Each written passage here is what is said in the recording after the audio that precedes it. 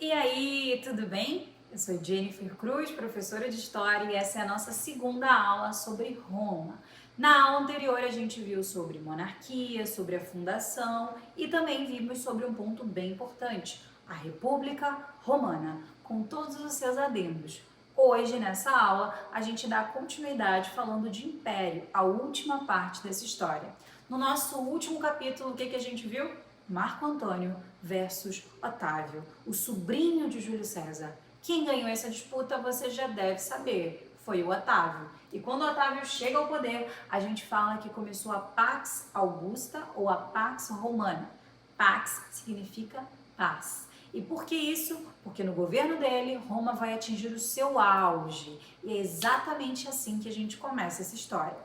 O Império Romano, então, vai ter algumas características importantes que você já vai saber. A primeira delas é o apogeu, acabei de falar para você. 2, a gente tem também a própria crise do Império Romano, mas calma, a gente vai chegar lá.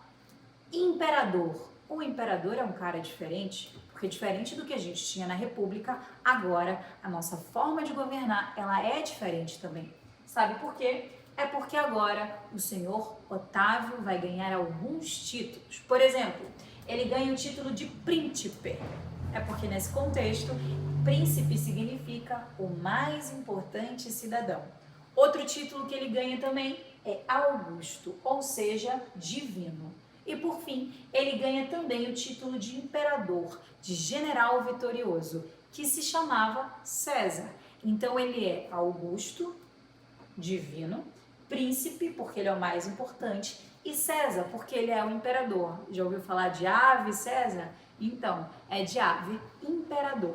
Diante disso, como é que começa esse contexto, então? Com auge. É por isso que a gente fala que está falando de Alto Império Romano. O Alto Império Romano, então, vai ter algumas características. O período de auge, porque as fronteiras estão longe das cidades. Roma atingiu seu auge de expansão. E esse auge de expansão vai trazer consigo muitos escravos e muita riqueza, muita pilhagem e, claro, muitos impostos. Quanto mais gente associada a Roma, mais gente pagando impostos para Roma. Outra consequência, tá? Grande desenvolvimento urbano. Agora a gente vai ter Roma se desenvolvendo enquanto cidade. Essa cidade gloriosa, que é tão bonita até hoje, ganha essas marcas justamente por conta disso. Inclusive, o Coliseu Romano também começa a ser construído nessa época. Outra coisa legal, aumento extensivo dos escravizados. Pensa comigo, quanto mais Roma expande, mais Roma escraviza. Então tem uma vasta mão de obra para trabalhar nessas questões públicas, enfim.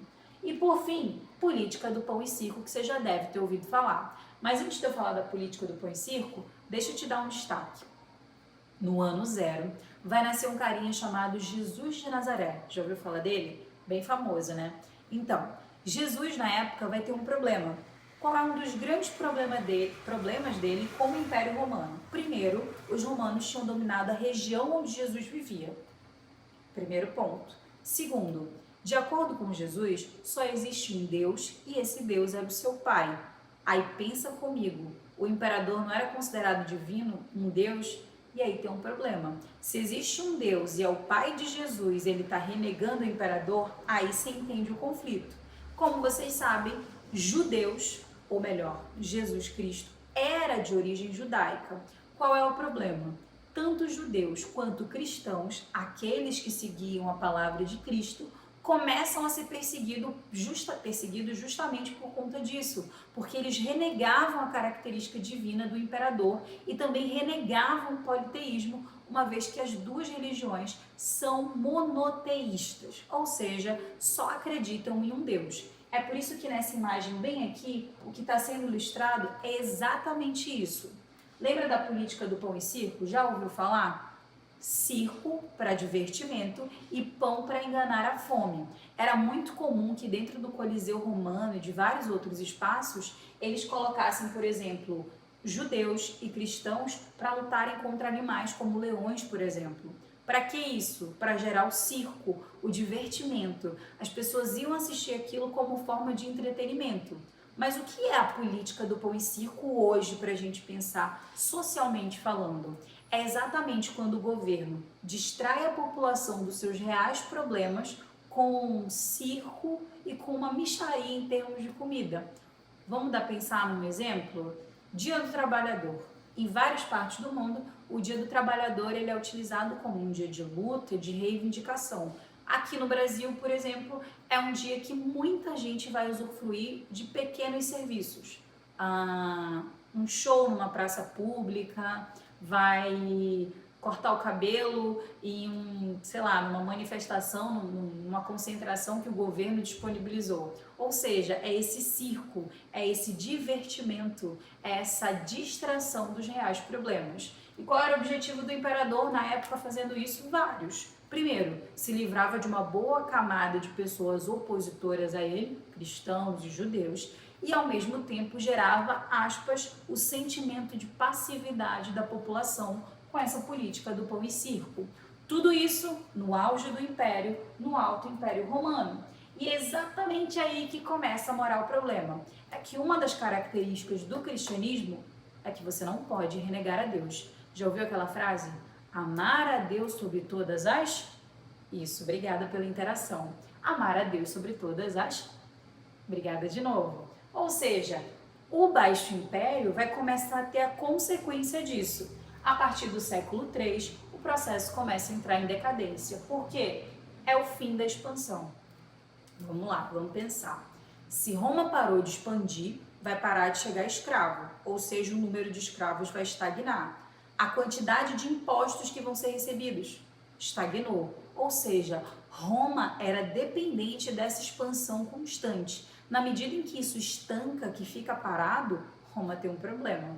Agora Roma vai começar a ter as consequências disso, porque pensa, uma fronteira muito grande é uma fronteira a ser defendida. E aí começa um problema. Vários povos invasores começam a chegar próximo a Roma. Várias províncias começam a se revoltar contra esse domínio romano. E começa a haver uma crise de escravos. Não tem escravos para lutar por Roma, porque Roma parou esse processo de expansão. Diante de tudo isso, vem alguns imperadores que vão ganhar destaque, tentando resolver esses problemas que tanto assolavam Roma. Entre eles, um problema grande, antes de falar dos imperadores, tá? Do cristianismo. Por que eu falei amar a Deus sobre todas as coisas? Porque os cristãos não renegavam a Cristo e nem a Deus.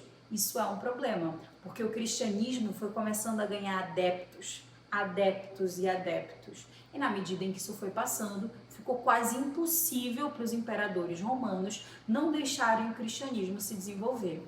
Diante disso, imperadores em destaque. Diocleciano foi o primeiro. Tentando resolver essas questões econômicas, ele vai criar a lei do máximo. O que é a lei do máximo? É quando ele fixa preços máximos para os produtos para tentar controlar a inflação, ou seja, o encarecimento rápido de produtos.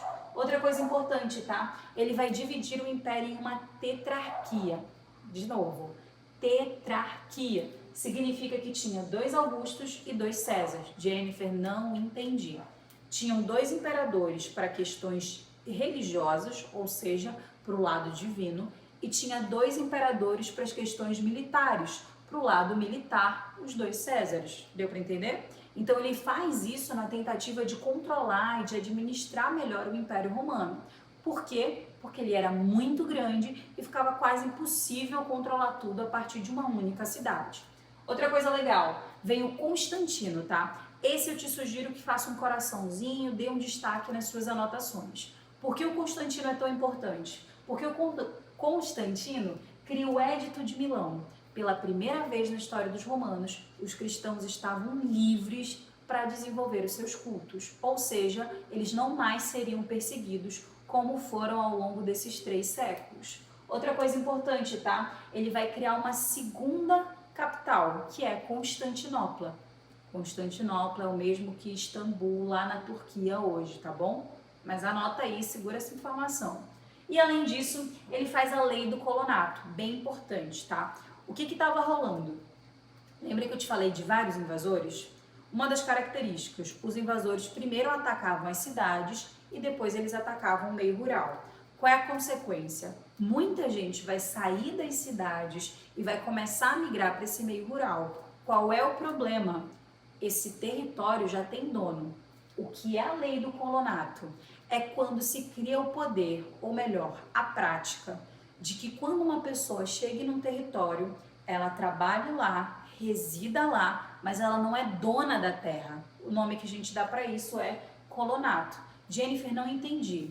Eu sou a proprietária. Quem vier morar na minha terra vai me pagar impostos e vai me prestar serviços. O nome que a gente dá para esse tipo de relação, colonato. Tudo bem? Beleza. Além disso, por fim, para finalizar e fechar o caixão, Teodósio. Quem é Teodósio, tá? Teodósio vai fazer o Édito de Tessalônica. Esse édito é bem importante, porque é com esse édito que o catolicismo de fato torna-se a religião oficial do Império. Inclusive, a palavra católico significa universal, porque na época, com esse édito de Tessalônica, o cristianismo se tornava a religião oficial do Império Romano. Vocês entendem como isso é importante? Porque pensa, a Igreja Católica é uma instituição muito importante até hoje. Então imagina, isso começou num processo muito anterior, lá com o Édito de Tessalônica. Mas uma das coisas mais importantes que o Teodósio faz é dividir o Império Romano entre Império Romano do Ocidente e Império Romano do Oriente. Como é que fica essa divisão? Dessa maneira aqui, ó. Essa parte vai ser administrada por um imperador e essa outra parte por outro imperador. O que é importante que vocês saibam, no processo de decadência do Império Romano, não é todo o Império Romano que entra em decadência, é só o lado ocidental, beleza? E por fim, como é que termina então esse Império Romano que tantas glórias e tantos louros conseguiu? Simples. A crise econômica e política vão fazer o império definhar, mas são as conquistas territoriais, o fim dessas conquistas, que de fato vão fechar o caixão. É porque na medida em que parou de crescer, vários povos começaram a invadir. Hunos, visigodos, ostrogodos, francos, sabinos e assim sucessivamente. Vários povos estrangeiros e invasores começaram a atacar Roma e ficou quase impossível controlar. Qual é o nome que os romanos davam para essa galera que invadia e que não era romana? Bárbaros. Bárbaro é todo aquele que não falava a língua romana. Diante desse contexto de invasões, pensa comigo, como é que o exército vai defender uma fronteira tão grande? Segundo, como é que o exército vai defender uma fronteira tão grande se não está recebendo salários por conta da crise econômica? Você percebeu? Então era um problema que gerava outro problema e isso virava uma bola de neve. Essa bola de neve finalmente atingiu a capital em 476 depois de Cristo. O último imperador romano, o senhor Rômulo, curiosamente, o mesmo nome dos fundadores de Roma, vai ser morto e com ele acaba o Império Romano. Mas é todo o Império Romano? Diga não, por favor. Obrigada. Não, o que cai é o Império Romano do Ocidente. É o fim de uma grande história, mas ainda não acabou, ainda tem mais. Beijo, até a próxima aula e a gente começa a falar de feudalismo.